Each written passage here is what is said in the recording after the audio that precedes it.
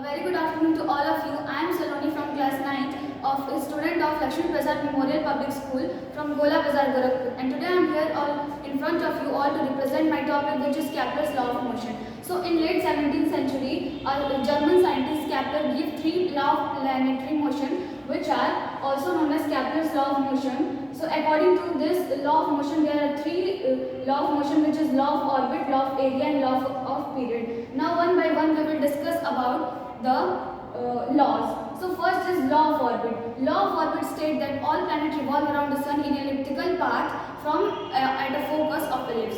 For example, here let us consider it as sun and it is planet. So here it is sun and planet, and the planet revolve around the sun in an elliptical path, and this is the elliptical path. Now the second is law of area. So law of area states that the velocity of planet while revolving around the sun is not uniform but changes such that the line joining should equal distance, equal area and equal distance of time. Example, here it is a sweep equal area and equal time. For example, here it is sun and planet. So the planet revolving around the sun, the velocity of planet is not same, but here if the line join from the planet to the sun, then it swept equal area in equal interval of time.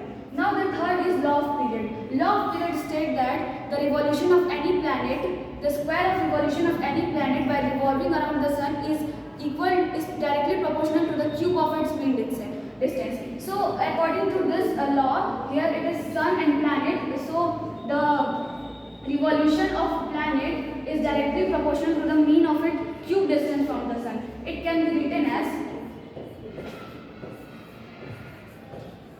so here it states that the square of period or revolution of any planet is directly proportional to the distance of its mean distance from the sun.